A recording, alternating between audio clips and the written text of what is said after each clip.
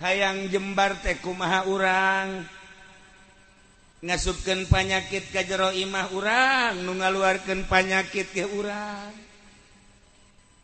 Urang teh dijadikeun jelema jadi pedagang dek ngamajukeun dagangna urang, dek ngamundurkeun dagangna urang. Urang jadi pamarentah dek ngamajukeun ke pemerintahan urang, endek ngabok-brokeun pamarentah ge urang. Urang jadi kiai dek ngasup-ngasupkeun masalah ka jero hate urang, dek ngajembarkeun hate ge urang, pereng hirup teh kumaha urang. Jadi lamun urang kurang bisa.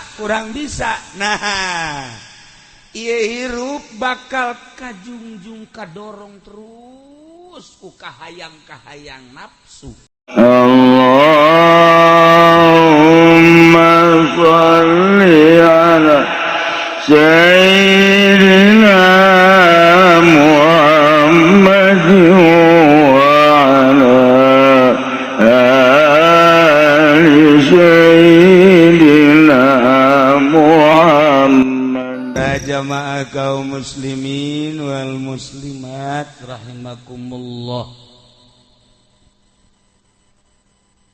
Baheula aya hiji jelema ngaranna Abu Nawas di zaman Raja Harun Ar-Rasyid. Aya jelema di zaman Abu Nawas nyana boga imah. Tapi nyana bebeja ka Abu Nawas, Mama Abu Nawas, abdi boga imah cenah ieu. Tapi rarupa perasaan di imah teh teu jembar kan aya teu jembar mah duit boga ku bogan aya teu jembar mah rupak bae pamajikan kurang kumaha gede demplon tapi aya rupak mah kadaleuna kuru kan. Nah rupa perasaan kos Mah Haji Pendi di imah wah imahna teh lega kamarna ge loba lantaran rupak pikiran jadi rarasaan teh imah teh kos kandang embe padahal mah lega imah eta rupak. Mama Abu Nawas abdi teh rarupak amat kumaha ieu teh coba jalan keluar oh babari cek Abu Nawas kubata meuli embe bae 15 aju asupkeun ka jero imah insyaallah cek nyana bakal ngeunaheun meuli embe sabaraha 15 dilaksanakeun lantaran Abu Nawas mah teu kiai nurut pan ka kiai mah jak kiai di tahun kuari mah loba nu ngabohong jak kiai ge atuh kiai teh raja bohong kuari mah tapi lain di dieu di belah ditu saeutik lah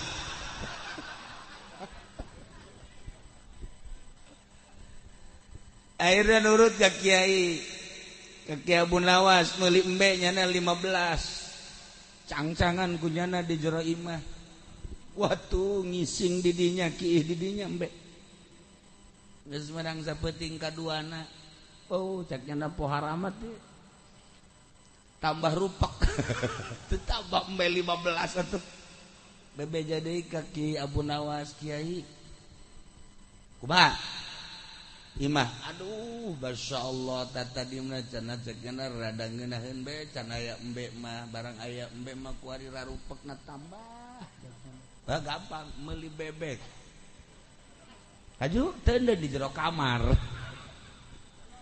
akhirnya meuli bebek jana ulah saeutik 50 100 cenden bebek wah di dieu embe-embean di jero kamar wek-wek-wekan rame di jero imah menang sapoe dua poe bebeja deui ka Kiai Abu Nawas kumaha jembareun teh ayeuna tambah kredit kamari mangan bau tai embe doang kuari tambah jeung tai bebek coba jalan keluarna kumaha meuli kotok meuli kotok cakna bangsa 50 mah teudeun geus didinya hijikeun dibelikeun kotok diteudeun dinya embe 15 atuh bebek 50 kotok 50 tinggal nyana bae aing cicing di mana ieu cek akhirna budak sapoe 2 poe kan tambah ku teh kotok bebe jadi ka Kiai Abu Nawas Kiai Masya Allah jakna ieu imah-imah lain jembar ja orenganan Kiai mah Kiai bae aya pituduhna salah mah jakos kieu cakna ish ulah ka nyebutkeun salah Kiai mah mondok cakna teh urus kitab naon ge diaji malah makamali ilu pilpres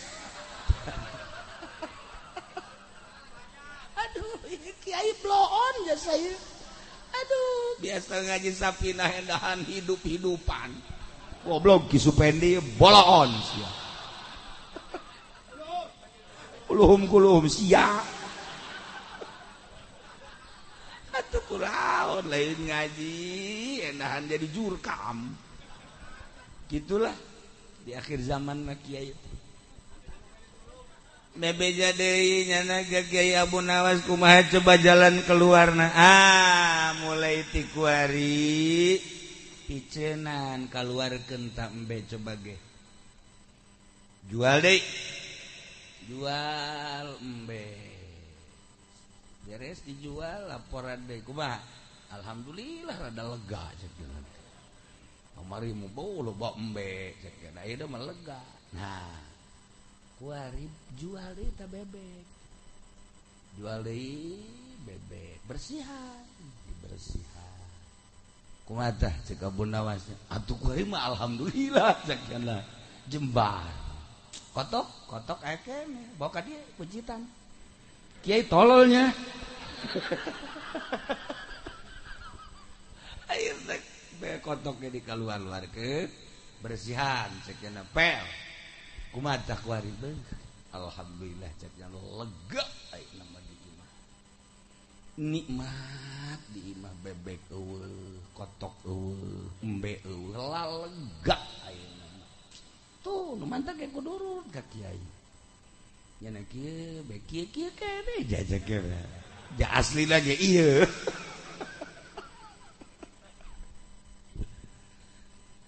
bebeja deui ka Kiai Abu Nawas ieu mah balik deui cek jana ka aslina ai maneh dasar bodoh eta teh lain sakadar sakitu tafsiranana hayang jembar teh kumaha urang ngasupkeun panyakit ka jero imah urang nu ngaluarkeun panyakit ke urang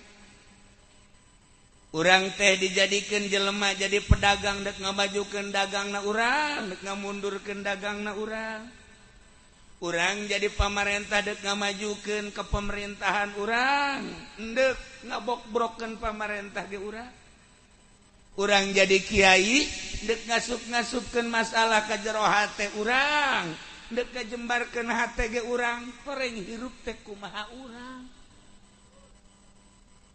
jadi lamun urang kurang bisa nah ieu hirup bakal kajungjung kadorong terus ku kahayang nafsu maka tugasna urang mimiti ngaji geus ngaji make tapi di jero make nu kudu dibersihan teh ieu kolbu urang sebab kadeuleu nama salat make sorban make jubah horenganan hayang ka alem ulah sok lo ngomong sia ieu make jas ge lain sajas-jasna hayang laku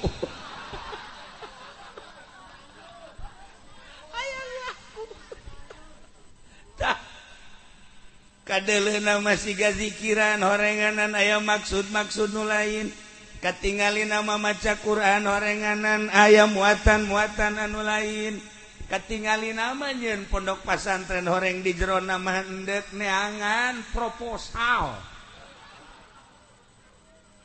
Iyalah nu kudu dibersihan kumaha urang ilmu diasupkeun kurang dibersihan ge ku urang kitu ku bage sanajan imah gedong agrong tapi ku urang dieusian ku berbagai masalah anu rupek di jero imah sakumaha di penjara urang boga mobil mewah AC naget anggeus geus tatiis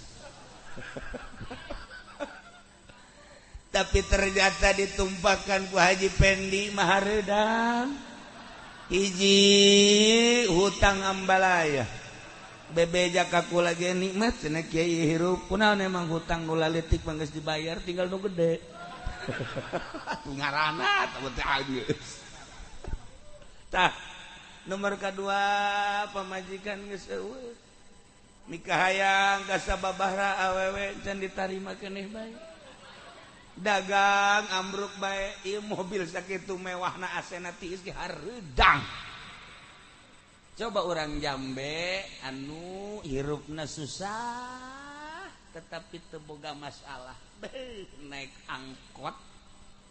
angkot haju di jero angkot ge loba ambrang-ambrang tapi teu boga masalah hutang teu boga pamajikan di imah bahenol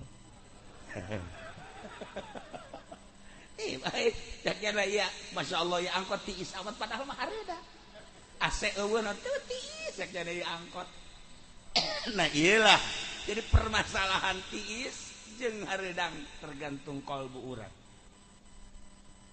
waliullah mah waliullah di tengah-tengah terik matahari sanggup make jas 2 lapis ku sebab naon tiis hatena ya ieu mah lain jas-jas ieu mah tiis hatena tiis kana awakna tapi urang mah urang ieu kulantaran loba masalah maka boro-boro make baju kandel baju ipis ge masih keneh karasa hareudang keneh iyalah hiji nasihat ti Abu Nawas nyontokeun kana imah ternyata horenganan imah malah sakadar saung hungkul nu jelas mangeusian imah rek bagus rek goreng imah tergantung diri urangna komo imahna bagus cara ieu aju urangna sehat aju pikiran urang sehat kolbu urang bersih atuh ieu mah sorga ngaranna ieu mah sorga nah gitulah para jamaah kaum muslimin wal muslimat rahimakumullah loba nu ka imah boga pabrik orang Korea boga pabrik pepegatan jeung pamajikanana kurang kumaha mewahna pabrik atuh dunia teh kurang kumaha tapi pepegatan jeung pamajikanana aya pejabat geus teu kudu dicaritakeun luar biasa bela nah ka imah pepegatan jeung pamajikanana kurang naon gagah aya di nyana sugih aya di nyana jabatan aya di nyana tapi pepegatan ka imah ngan sakadar ngeluh jeung ngeluh bae tapi barang haji Supari mah datang seuseurean bae nya mah boh atuh asal boga jamaah 50 bae terbang nya mah senang we nu aya itulah para jamaah kaum muslimin wal muslimat rahimakumullah kalbu urang nu penting kudu dibersihan henteu saha ngabersihan hate mah apakah urang petani apakah urang pejabat apakah urang karyawan apakah urang kiai lamun geus kalbuna bersih dunia terasa nyaman kapanggih jeung saha bae ge indah kadeleuna pamajikan ge padahal mah hideung putih kadeleuna sebab masalah tapi lamun urang boga masalah pamajikan bahenol putih kadeleuna hideung jadi eta urang memandang pamajikan ge tergantung diri urangna lamun diri urangna hatena sehat pamajikan masyaallah gelis amat cek urang ge masyaallah padahal mah menyon iyalah para jamaah kaum muslimin wal muslimat rahimakumullah nah jadi ieu geus si imah teh imah mah hanya sebuah bangunan. Nu penting aya rohan, rohna imah adalah nu ngeusi imah adalah sebagai roh imah. Lamun qalbuna bersih bakal jembar, bakal lapang, bakal tenang. Mantap urang doakeun nu bakal ngeusi imah ieu putrana ngaranna Sofy Hazami, mudah-mudahan dibere tentrem, dibere adem, dibere bersih hatena. Kan aya geus bersih hatena mah nyana bisa ngadidi kurang dieu, nyantuni yatim piatu jeung sajabana. Jelema loba nu sugih tapi mumusuhan jeung yatim piatu. Musuhna leuh yatim teh peureum nya. Pan aya Haji Supari mah asal leuh yatim we. Nah, iya geus umur sabaraha ieu Neng? Masyaallah. Umurna ieu sabaraha? Yatim nya asal aya yatim parawan ditanya ku nya.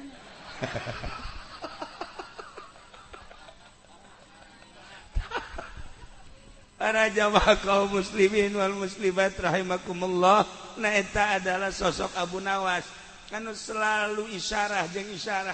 Satu ketika nyana ngomong di unggal daerah, cek nyana, kaula adalah seorang manusia anu membenci hak, anu mencintai fitnah, jeung kaula leuwih sugih tibatan pangeran. Ambo si ngomong teu kira-kira ditonton ku jelema, coba kiai coba ngomong deh ya. Kaula adalah manusia anu dikiaikeun ku batur benci terhadap hak, mencintai fitnah, jeung kaula adalah leuwih sugih tibatan pangeran. Waktu genjleung di lembur genjleung asal ceramah kos kitu, asal ceramah kos kitu. Ayeuna dilaporkeun ka raja, raja aya kiai teu beres ya kiai. Kunaon gitu? Atuh ngomongna membenci hak, mencintai fitnah, jeung nyana nyaritakeun leuwih sugih tibatan pangeran. Nya mah kudu ditangkap kiai. Tangkap. Akhirna kiai Raja Harun Ar-Rasyid ngutus utusanana supaya dibawa ke istana. Dibawa ditangkap jangan teu lumpat. Kiai Abu Nawas begitu ditangkap teh lumpat malah ngangsongkeun leungeun. Borgol saya. Ulah kita mah tah tadi ngomong teh MCI ge tangkepeun sebenarnya. MCI 2 tangkepeun itu hiji. Laporkeun ka Kapolres lah. Tah. Akhirnya ditangkap dibawa. Boh. Masyarakat Surak dantaran aman lamun geus eueuh Kiai Abu Nawas aman sebab bahasana teu ngeunaheun mengundang fitnah ieu bahasa bahkan ngamurtadkeun cilaka ieu mah kiai model kos kieu. Akhirna nyana diinterogasi ditongton ku masyarakat. Saudara yang bernama Kiai Abu Nawas, betul saya Abu Pendi saya. Lahir di mana? Saya Solear lahir. Oh, dengan monyet itu adik kakak saya. Cuman saya tidak berbuntut. Sial tah Haji Pendi. Saya Abu Nawas. Betul kamu nama Abu Nawas, betul. Betul kamu berbicara bahwa masyarakat laporan bahwa Anda berbicara membenci hak. Betul. Kunaon maneh ngabenci hak? Lain kula bae. Sa nu ngabenci hak termasuk tuan raja. Ya. Sia ka aing goblok. Lain kula bae bahkan tuan raja sangat membenci hak. Ulah macam-macam sia cek raja. Ini borgol sia. Borgol kula. Kula di borgol raja ge kudu di borgol. Kan sia ngalawan ka aing. Nu bener sia ieu, nu bener coba, bener sia membenci hak, bener. Naon hartina? Hartina hak eta adalah paeh jeung kuburan, jeung siksa kubur. Eta hak. Eta hak ngaranna. Al-haqqu mir rabbik, bener adalah ti Gusti Allah. Hak eta adalah yakin, hak eta adalah nyata. Ternyata paeh eta adalah nyata, kuburan eta nyata, siksa kubur adalah nyata. kula membenci eta Tuan Raja kan leuwih tibatan kula oge sih can Tuan Raja makanya jadi kula membenci hak eta eusina hak adalah paeh kula encan hayang paeh atuh komo kula mah ngora keneh kula rek nanya Haji Pendi be umur sabaraha Mang Haji 80 siapa encan tapi sedang kan lamun paeh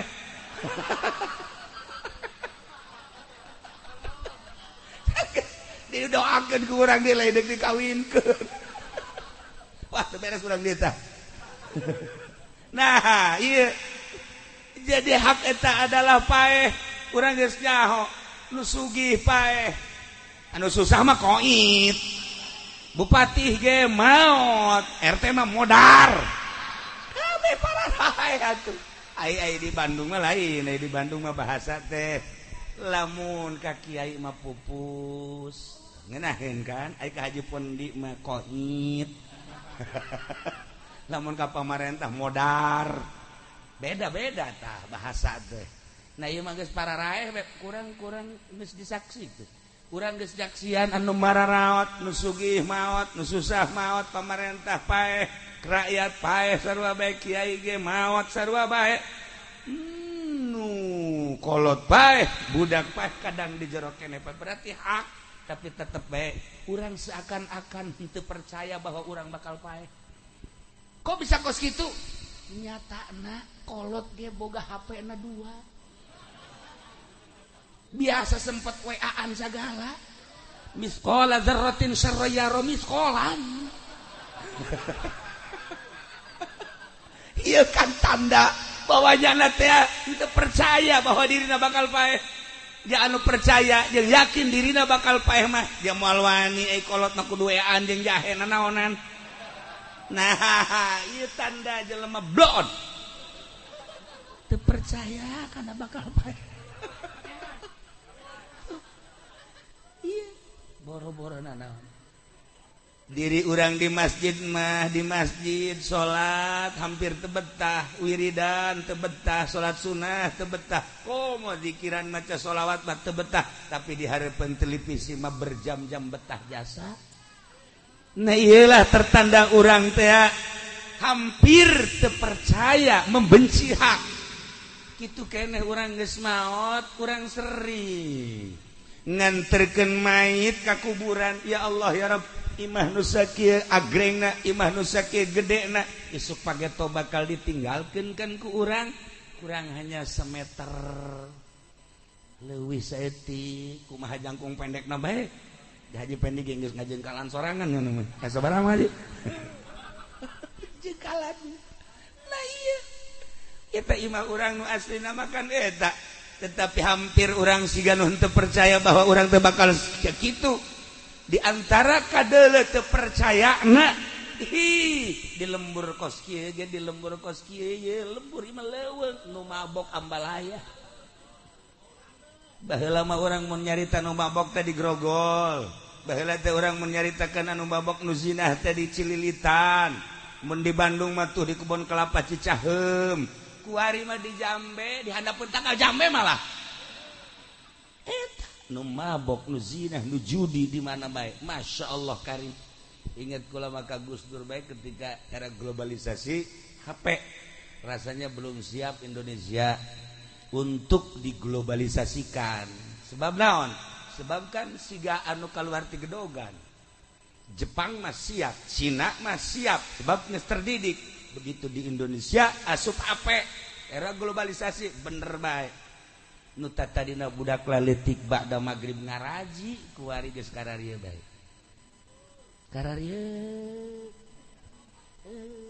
baheula mah lamun boga anak di jero kamar bae indah urang anak aing ti lokal mana hebat Masya Allah ina kuari boga anak di jero kamar bae sing hadade sia kararieu bae digerokeun geus trek heuh kolot teh hei sia di kamar bae horeng kolot teh sarua kieu bae deui tolol mah anak jeung kolot teh agar oblong kabeh teu kumaha coba ye neangan coba urang kiai nu teu boga HP hese neangan ku baca tokoh masyarakat nu teu boga HP hese aya di Jamret teu boga HP encan kabeuli doang tah mah lain waro. Inilah para jamaah kaum muslimin wal muslimat rahimakumullah, isuk pageto bakal aya azabil qabri. Na'udzubillah min dari eta hak. Urang percaya ke Allah, percaya ke Kangjeng Nabi Muhammad sebagai Rasulullah sallallahu alaihi wasallam, percaya ke Kangjeng Nabi, percaya kana ma akhbaro bi. Naon nu dicaritakeun ku Kangjeng Nabi? Di antarana nu dicaritakeun ku Kangjeng Nabi, pertanyaan malaikat munkar nakir, aya azabil qabri, aya naimul qabri. Urang percaya geus atuh radap perandapan geura diri urang awak sia lamun isuk pae coba awak geus boga amal naon. Ketika malaikat munkar nakir nanya, bisa moal sia ngajawab? Terus lamun teh mah disiksa di jero kubur kuat tah henteu sia awak. Sedengkeun sahabat nanya ka Kangjeng, aya teh siksa kubur kos kumaha? Cak Kangjeng Nabi nyaritakeun siksa kubur mah ulah hese-hese. Ieu bae pamonggolna teh pamonggol teh kudu dibonggolkeun diteundeun bae di Gunung Uhud diteundeun dok Gunung Uhud ajur. Nu endek diponggolna nu endek dibonggolna sagede kieu. Atuh mah lain ajur deh mebes tah mah. Atuh mebes bae geus. Tah itulah para jamaah kaum muslimin wal muslimat rahimakumullah cak Abu Nawas.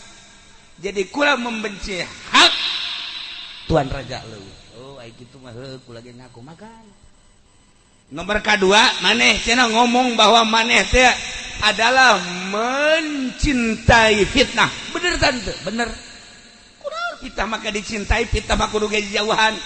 Sina fitnah adalah al-mal wal banun zinatul hayatid dunya. Harta jeung keluarga sebagai zinatul hayatid dunya eta teh ngaranna fitnah. Fitnah teh harta, fitnah teh keluarga. Kula mencintai harta, mencintai keluarga. Tuan Raja leuwih tibatan kula mencintainya. Lumantak wali presiden toh-tohan ge. Mun dicaritakeun ku kula geus jauh moal waka. Memeh pilpres geus caritakeun insyaallah ke bakal dicaritakeun deui. Perjalanan seputar pilpres kitu-kitu bae. Pemenangna geus dibejakeun teh kula pilpres telah selesai. Padahal mah milih ge encan. Seperti eta lah. Kuari teu kudu dibejakeun fitnah. Tah baheula mah kiai teh ya, kiai ngadoana ieu tah. Allahumma inni as'aluka fi'lal khairat wa tarkal munkarat wa hubbal masakin wa idza aradda bi ibadika fitatan faqbidni ilaika ghairu maftunin. Eta doa para kiai salafus sholihin.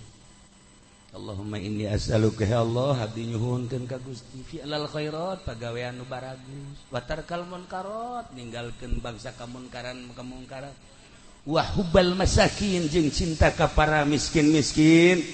Wa idza aradta di mana Gusti mengharapkeun di ibadika ka hamba-hamba Gusti fitnatan fitnah faqbidni Gusti abdi mah cabut bae lah ulah kena fitnah tuh ulama-ulama baheula mah menta pae.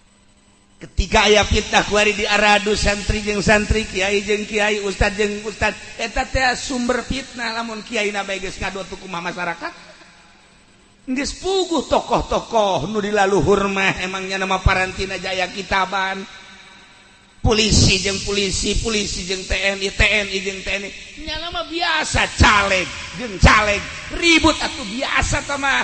Kuari makan kiai jeung kiai. Nah, ieu adalah zaman fitnah. Nu bagus nama menta pae.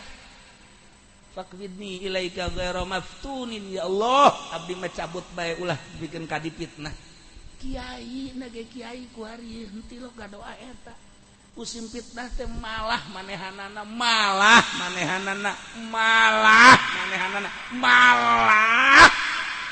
Naon sih geus tah bali caritakeun. Sebagus aya di hara TNT kabehan Pak.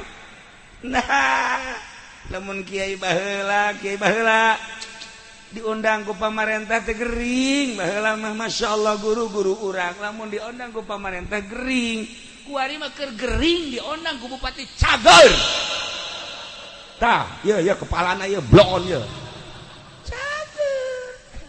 Iyalah para jamaah kaum muslimin wal muslimat rahimakumullah bersihan gerak kalbu urang mah di politik teh teu boga kitab aya bukuan aya kitaban batu mah sakolana ge Pak Ismet bae di Belanda baheula Zaki Kuari sakolana di Australia baheula teh atuh gubernur urang sakolana ge di luar negeri ari urang sakola SD ge henteu haju cacampuran dina urusan nagara masyaallah karim ngan sakadar jadi kokoset doang kokoset mah koset nyana geus bersih mah ditinggalkeun tah jadinya karena kiai anu milu di kos kitu teh kiai kokoset ieu mah di ditu lain di dieu lain di ditu teh mah di Lampung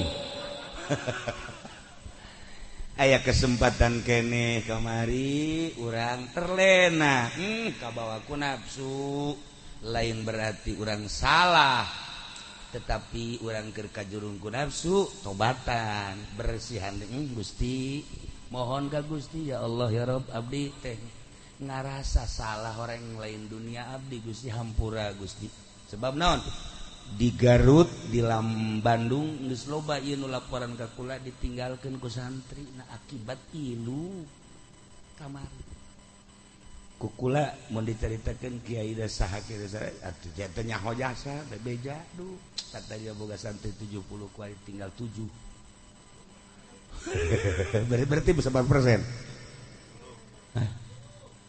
tuh tanya menanaon mah budak ditanya persentase ge heran odop jasa barenya ya Allah ya kari jauh presentasenya nah aya di daerah urang ya daerah urang mau dibejakeun maksudna daerah Serang boga jamiahanna 300 rada robah seetik barang ilu kampanye seetik oper ku hari jamiahanna tinggal 30 merosot aya anu pasantrenna rek dijual atuh di Jambe mah geus ieu mah di daerah Batur karak endeuh ieu mah geus ieu fitnah teu karasakan ku urang masyaallah karim aya loba doge ka kula ieu kaduhung cenah kiai kaduhung di Karawang pan sok ngaji ka Cilongok mimiti nyeun pondok bebeja ku kula dibere cai abeh tiis maksudna nyeun majelis alhamdulillah masyaallah disangka teh budak santrina aya terus majelis atuh di Esian aya jamnya ditanya ieu minggu sabaran besok milu ngaji alhamdulillah cenah kieu beureum geus 300 400 bih atuh loba tah mah muhun cenah alhamdulillah nah kamari datang caleg mere kipas ieu alal hakimnya nih kipas cek jana teh lah sepira kipas beureudanan jam moal aya pangaruhna naon tempelkeun tadi majelis taklim geus ka belah dieuna melek karpet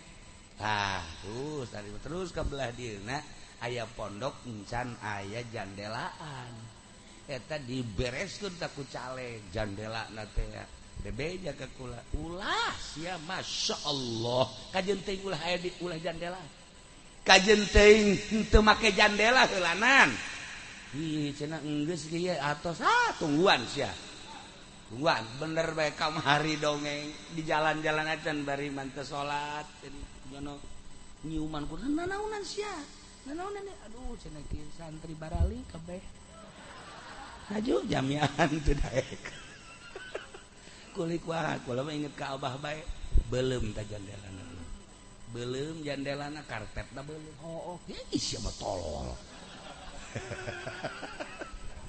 ini Karawang mal bejakeun Karawang mana masyaallah mangkani pernah dicarigin segala nah iyalah fitnah teu karasa sok geura seputar Cisoka aya nu bisa ngaji di Cisoka teh tapi set kena fitnah mal bejakeun kian teh geuleuh nyaho Serang kamari datang ka ditu ka imah ya Allah ya Rabb kiai cenah kumaha ieu seputar fitnah ieu bae ge geus kos kitu henteu berarti gagal tobatan ka Gusti Allah ya Allah ya Rabb abdi teh kabawa sakaba-kaba ampura Gusti aya duit pilpres kamari asup ka dieu ka beuteuh menang sabaraha ngaji kamari 2 juta ya seetik amat emang milih nomor hiji bloon sia teu beres itu dibawa ongkoh ku aing sia geus milih nomor hiji nomor 2 sabodo teh mah geus nah ieu mah geus carita fitnah sing hade mentak istiqomah teh hese moal dicaritakeun ku Ibnu Athaillah al-istiqomah khairun min alfi karamah ku hese-hesena istiqomah teh ulah gideg ulah non gitu ngara goyang-goyang nah ieu mah balikan deui panjang teh mah dongengna na ieu fitnah teh horenganan harta fitnah eta adalah keluarga ketika urang mencintai harta jeung keluarga selesai hirup mah seorang ulama di mana geus mencintai harta, mencintai keluarga, moal kaburu zikiran ka Gusti Allah. Nu diitungna ieu bae tah. Zikiran nu diitungna eta bae. Ngaji nu diitungna eta bae. Segala rupa eta bae moal kaburu ningkatkeun derajat ka Gusti Allah Subhanahu wa taala. Padahal geus diarajipan ku urang kabehan. Kos kitu geus diatur ku Gusti Allah, hayang teh hayang geus aya tulisanana. Tinggal urang na bae ngabersihan hatena sakadar urang babarengan we yuk kula teu bisa tapi urang babarengan abeh naon ieu ieu kahareupna ngeri kula mah ngeri nama zaman Golkar bae sakitu rusakna komo zaman PDI Golkar masih keneh aya berbau agama PDI mah wallahu a'lam jakel kula leutik batilok aya kiai ki haji kabeh milih PDI moal aya moal tanyakeun tah ke Pak Haji nu geus karolot anti baheula mah ka PDI teh ieu mah keur carita ieu mah geunsan pilpresna ge nah ku hari kiai ngadukung PDI ya deleukeun ieu mah kumaha kitu kula mah montek ngomong kitu ge lainna naon kahareup urang masih panjang urang masih ngaros sing hade nama ieu nu nyekel agama teh masyaallah iwal ti santri-santri salafi ya santri-santri modern masih gana hungkul nyekelan agama teh eta meunang sakadar nurun-nurunkeun proposal hungkul dana sosial sabaraha dijojos dana sosial sabaraha eta ai salafi mah hayang kan teu nyaho jurusan ngan loba keneh nu ararapik loba keneh tapi lamun geus salah milih cilaka komo kahareupna masyaallah lamun urang macaan tentang politik ngeri nu sabenerna mah da ieu mah keun bae du geus urang tobatan nu encan urang mulai deui mulai nu bener tapi da nomor kahiji mencintai membenci hak nomor kedua mencintai fitnah korenganan bener kabehan ge kos kitu lamun disurahkeun mah nomor katiluna kula leuwih sugih tibatan Allah naon sia teh maksudna Allahumma pan lam yalid walam yulad walam yakul lahu kufuwan ahad tunggal hiji teu boga anak nya nama teu boga minantu teu boga besa aja anak teu boga walam yakul lahu kufuwan ahad hiji be hiji zatna hiji sifatna hiji itu naon ngaranna sifatna asma-asmana jeung sajabana nah tunggal be hiji kula mah boga anak ya kana mentak sugihan kula boga anak boga incu komo si ieu mah anak nu kanyahoan jeung nu teu kanyahoan loba nu teu kanyahoan ambalaya atuh ditanya ku kula jalan ka dieu nyaho kabeh mani pendek disuka nyaho jalan wah tuh nyaho ke jambe ya kecil pan nyaho kabeh orang potonganna ambalayah di dieu ih nyolomba deui ye jelema ye Dailah para jamaah kaum muslimin wal muslimat rahimakumullah begitu ditanya ku Raja Harun maksudna coba kumaha maksudna hiji kula ngahudangkeun umat supaya ingat kana maut, ingat kana kubur, ingat kana siksa kubur. Dengan ingat kadinya urang bakal moal terlena hirup di alam dunia. Nomor kedua, supaya ulah terlalu mencintai dunia jeung keluarga. Sebab mencintai dunia jeung keluarga ieu bakal jadi hijab kasalametan ka Gusti Allah. Akibat mencintai dunia, urang ulah nanaon hayang jadi lurah bae dibelian hulu jelema. Dibelian hulu jelema eta kakara kaya jadi lurah aku mau jadi presiden. Urang lamun dikalkulasikeun eta Jokowi beakna sabaraha teh. Sabaraha teh eta mah. Urang nyaho ngaran teh nyaho rupa tate.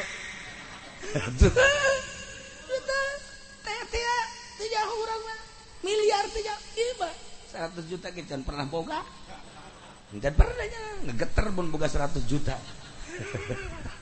artinya santri bayirahat tuh boga 10 juta yang buat jasa perasaan. Nah batur bagus tetean. Nah eta kan nafsu jeung nafsu lamun enggeus berangkat tina meuli lurah bage meuli jelema berarti mal beres ka dituna. Bupati belian jelema mal beres ngalaksanakeun, presiden melian mal beres ka jeung kumaha ge. Sabodo teh urusannya ngan berarti urang hirup di zaman fitnah. Sakitu udah dimaksud ku Abu Nawas teh terlalu mencintai dunia jeung keluarga bakal kahijab ka Gusti Allah. Terakhir cek Abu Nawas maksud kula supaya jelema nyaho ka pangeran.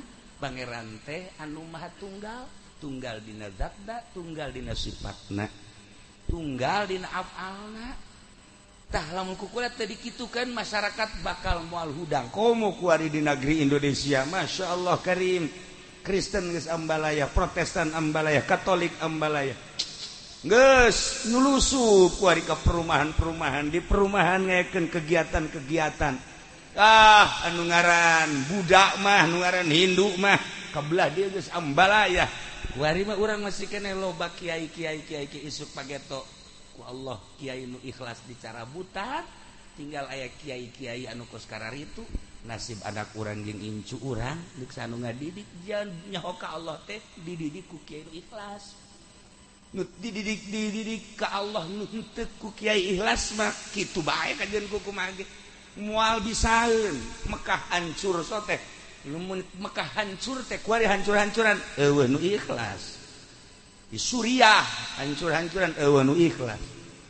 Ketika aya nu ikhlas masih kena adem. Jelema lamun aya nu ikhlas tiis. Urang deukeut aja pendek tiis. Tiis teh mah duit teu boga. Masalah hambalaya.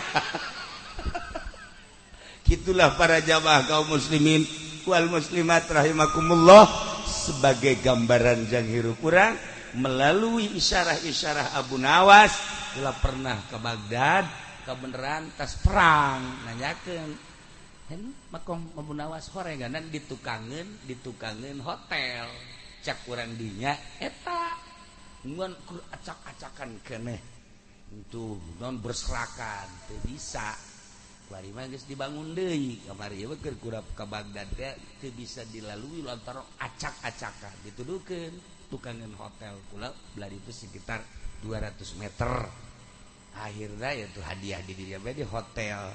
Nah ilah Abu Nawas teh lain sembarangan jelema waliun min auliyaillah hirup di zaman Raja Harun Ar-Rasyid tertera dina syiiran Ukudul Juman. Urang lamun ngaji Ukudul Juman di tukang naloba syiiran Abu Nawas malulu hese dibaca ada hese dihartikeunana atau hese bae aja urang teu ngaji diaji bente. Oh iya Masya Allah karim. Itulah para jamaah kaum muslimin wal muslimat rahimakumullah. Jadi kasimpulanana coba petakeun diri orang supaya nyaho ka Allah. Bejakeun pangeran teh hiji Allah ngaranna allazi khalaqas samawati wal ardh wa ja'ala dzulumati wan nur. Nah ieu imah teh imah ieu ngan sakadar jang niuhan salila urang hirup di dunia tetapi pangjore-jorena jelema teu boga imah. Naon sebabna manuk manyar dia boga imah. Manuk manyar boga imah, apanya jelema teu boga imah. Kadu batak ieu imah luar biasa deuk nu kumaha bae masalah. Bahkan nyaritakeun imah Kangjeng Nabi mah sederhana. Mun asup ka imah mendek berarti kan handap. Di jerona Kangjeng Nabi mah lain memewahan. Oh masalah. Tapi ketika orang nyaritakeun para tabiin aya nu agreng imahna. Sebab naon? Imah teh henteu diaku nu manehanana jang ngaji jeung jang ngendong saha bae nu neuk ngendong. Oh masalah orang nyieun imah gede tapi jang ngaji. nampung jang nu ngaji jeung nampung dulur-dulur anu neuk ngarendong oge nu musafir besi nu neuk ngendong nu mantak kula pesen ka Hazami di dieu nya besi aya rangda deuk ngendong asupkeun ka dieu atuh jadi fitnah deui bae eta mah kitu Haji Supari tah mah deui urang neuk geusikeun jelema ge deuleu heula lantaran kuari mah zamanna zaman fitnah deui bae. Kadang-kadang kurang disangka bagus si jelema teh api-api mau buntelan segala rupa aju milu ngendong horenganan Masya Allah naon nu aya dirangkad kabeh ka imah kula aja sering tamu-tamu anu neuk ngendong mangga pernah satu kali terjadi awewe malah mamawa anak mau buntelan atuh kula mah husnuzon bae kabelah dieu loba nu leungit geus kan kula mah teu beja-beja bae kajeun ai hayangeun mah los. Ai hayangeun mah menang 20 poe datang deui. Datang deui nu leugit emas harita teh. Aduh cenah kiai ieu kula maling emas pamajikan kiai. Laju. Cek cenah kula jadi teu nyaho jalan. Teu nyaho jalan. Masya Allah. Eta mah kula bebeja ka Haji Pendi coba mah Haji pangwiridkeun teu Pak. Wah tuh kunyana mun setengah dukun panjana mah. Eta bagus padol Allah bae. Nah, ieu loba kejadian-kejadian model kos kitu, urang kadang-kadang husnuzon. Hayang urang teh mun aya anu kasasar, nu neuk ngendong atuh mangga bae. Tapi kadang-kadang di akhir zaman kieu mah urang jadina eta curiga jeung curiga bae. Sebab naon? Negara urang negara beriman tapi teu aman. Tapi di Jerman mah negara teu beriman tapi aman. Eta hebatna di Jerman. Di Jerman mah negarana negara teu beriman, pangeran lagi geus lain pangeran, Allah lain, tapi aman di Jerman mah. Lamun ka hiji tempat, lamun ka hiji aula, sapatu jeung sendal diteundeun di luar aman. Eta di Jerman. Di Jerman mah kos kitu negara teu iman tapi aman. Nu mentak nya mah lamun dahar ge lamun leuwih teuing ditangkep urang di Jerman. Lain lalagaan ditangkep. Urang mesen loba, kemudian teu seep. Sageus teu seep diantep, langsung telepon bae masyarakat atau nu boga restoran. Sebab cek nyana maneh ieu leuwih teuing ge tapi orang miskin sekitarna mah membutuhkan. Mentak ieu teh terlalu kos kieu teh ditangkep. Eta di Jerman. Nah, ya Allah ya Rabb. Di urang mah negara beriman tapi di ka masjid keluar bae di masjid sendal eueuh. Masya Allah, eta mah lain di dieu lain, di ditu tuh di Belaraja, barang KTP-na orang Jambe. Beres sih orang Jambe ya. Nah iyalah. Kos kitulah para jamaah kaum muslimin wal muslimat rahimakumullah urang mun nyaritakeun seputar ideologi jeung adat-adat di luar negeri berbeda jeung di urang. Carita urang di Jerman, carita urang di Yaman, carita urang di berbagai negara jeung di Indonesia. Di Indonesia jelema sopan santun luar biasa tetapi cuma comotna beuki. Alhamdulillah. Da iyalah urang gadua asup ka masjid ka dieu tah ka Al-Azham, asup ka Al-Azham atawa di dieu mah di mana ngaranna Al-Amjad. Urang asup ka Al-Amjad teu khusus salat. Mikiran sendal. Para jamaah kaum muslimin wal muslimat rahimakumullah. Nah iyalah balikan deui imah pek dek nu kuku mah hageu masalah asal niat. Hiji niat dajang ibadah. Mun aya nu ngendong dulur-dulur manggakeun. Musafir kitu keneh. Kitu cek piki eta teh. Kemudian urang dipake ngaji. Geus urang henteu kapanasan, urang henteu kahujanan, deuk salat nikmat, deuk maca Quran ngeunaheun, deuk dikiran maca tasbih tentrem. Nah iyalah sebuah rumah. Baiti jannati, rumahku adalah surgaku. Eta teh maksudna nu ngeusina ulah boga problem. Nu ngeusina cara Kangjeng Nabi urang Kangjeng Nabi Muhammad sallallahu alaihi wasallam. Tina uraian ti awal tentang sebuah rumah, tentang Kitu urusan-urusan nu dicaritakeun ku Abu Nawas tadi eta adalah sebagai mauizah jang diri urang, coba ku urang diteliti jang supaya hate urang bersih. Nu ngabersihan hate urang lain guru mahan sakadar mere jalan-jalan hungkul. Urang ulah ria, ulah ujub, ulah takabur cak guru di berbagai kitab tapi anu ngalaksanakeunana tetep urang lalaunan menta gerak ka Gusti Allah ja urangna ciptaan Allah nu nyieun nafsuna ge Gusti Allah enta ka Gusti Allah ya Allah ya Rabb lapangkeun dada abdi bersihkeun coba hate abdi teh hayang ulah aya hahalang antara abdi jeung Gusti engkena bakalna hudang ti peutingna ye hudangna ngeunaheun asal geus panyakit be urang hudang jam 1 hudang jam 2 moal puyeng.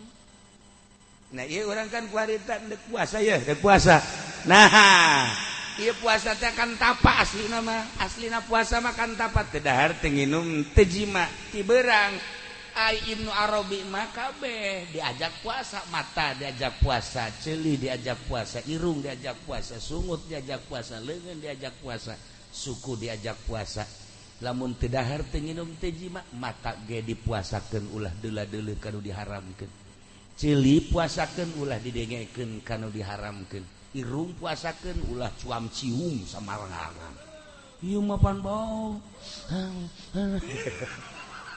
sial da teu boga pamajikan mah garoblog geus kitu mah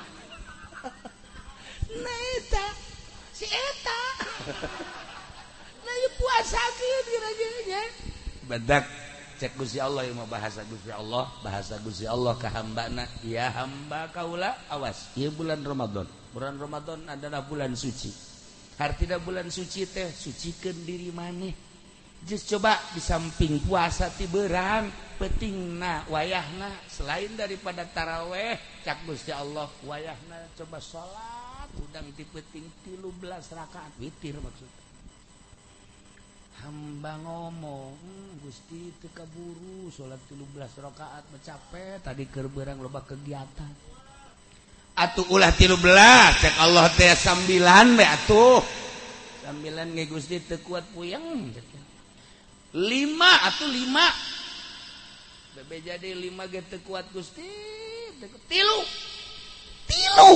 rakaat 3 ge teu kuat hiji sarakaat sarakaat teu kuat Gusti geus atuh aya teu kuat mah deuk heesna bae ngala wudu haju maca bismillah 20 hiji jeung biasa teh kulhu kalau di beberapa parak baru bedas aduh Gusti teu kuat tunduh wudu geus teu kuat mah kajin maca bismillah bae 20 hiji duh asana teu kuat 20 hiji ge atau teu kuat 20 hiji mah 3 bae atuh bismillah 3 ge teu kuat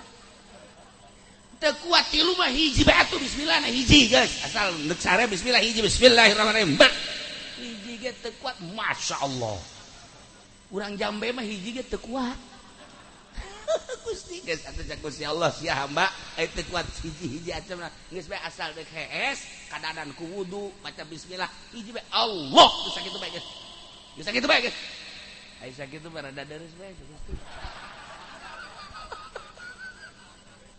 jadi eta nu kuat teh sakitu doang bah wudu geus teu kuat babajog ge geus henteu geus nah langsung beres sarena blek Allah beres tah cak Gusti Allah wahai malaikat deuleuh hamba aing tuh hebat jasa kan mana nu hebat eta hamba aing DGS-na masih ngaku keneh ka aing nyebut Allah pan aya di jambe mah geus teu kuatan Allah acan pan bari kieu bae pan DGS teh make HP plek bae tuh eta aya teh di jambe bola geus bukan ayah belanya kabehan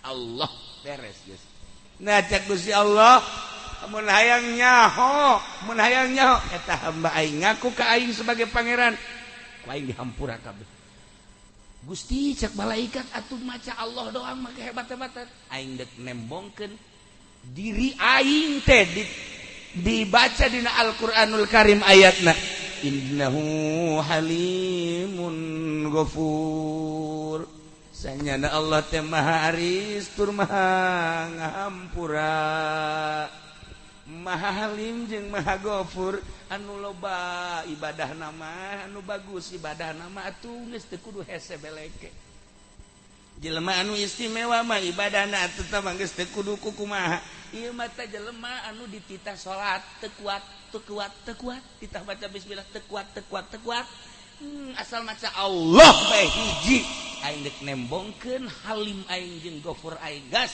hampurakeun kunaon eta ku luhur-luhurna jeung ku agungna bulan suci Ramadan geus jeung urang Jambe mah geus maca Allah bae hiji geus teu kudu maca naon asal titah salat witir moal aing mah jacak kiai ge teu kudu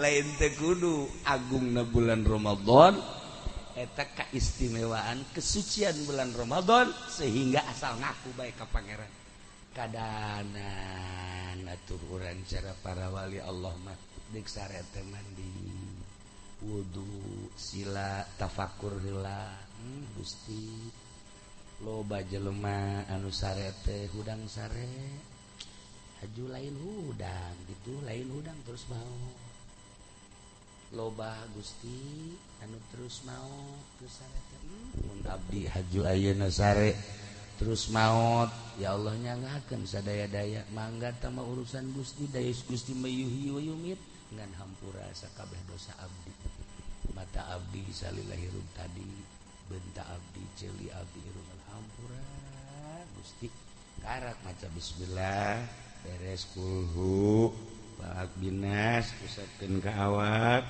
haju ngigir kos urang di jero kuburan maca sholawat datang karep sare kos kitu terus saya baca salat urang-urang resep Allahumma sholli ala sayyidina Muhammad wa ala ali sayyidina Muhammad atau orang Ibrahimiyah atau munjiat atau nariyah nah terus we datang karep sare ke gundamna cara guru urang di Banjar Kiai Haji Mumu Musa guru kula guru urang kabehan di Banjar nya nama lamun gundam teh pun Allahumma sholli salatan kamilah wa sallim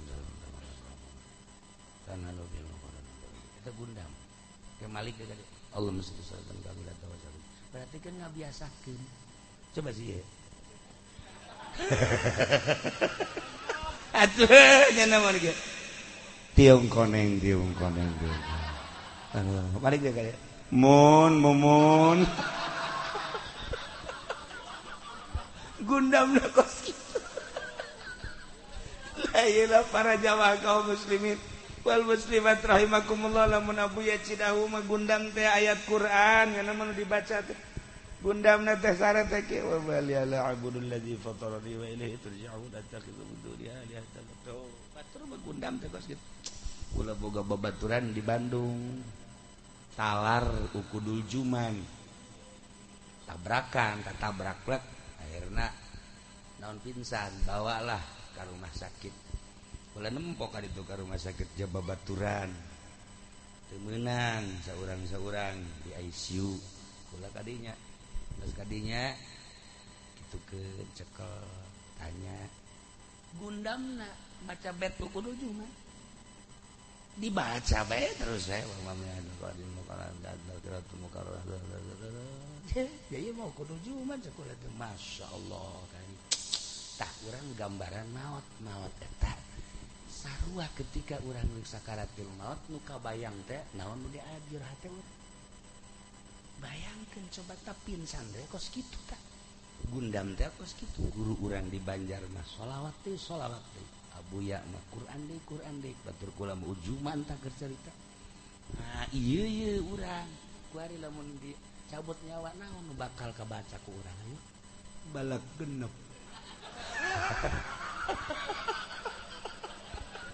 ya Allah ya Rabb sia mah tiung koneng sia mah begitu dicabut momon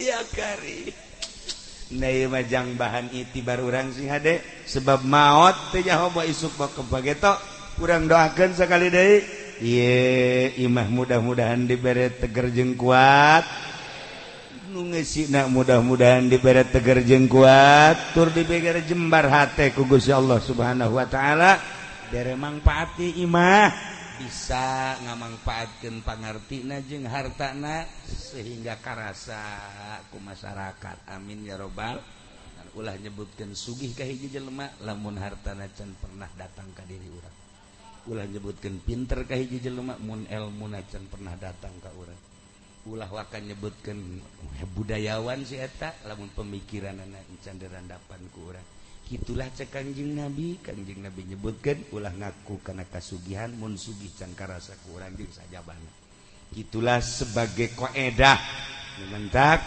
sing hade paharepna fitnah makin loba istiqomahkeun diri urang di jalan anu lurus ka Gusti Allah Subhanahu wa taala mudah-mudahan orang kabehan dibere wauh jeung Allah dibere deket jeung Allah dibere dipikeun hijab antara urang jeung Allah sehingga urang maot husnul khotimah di akhirat urang digiring ka surga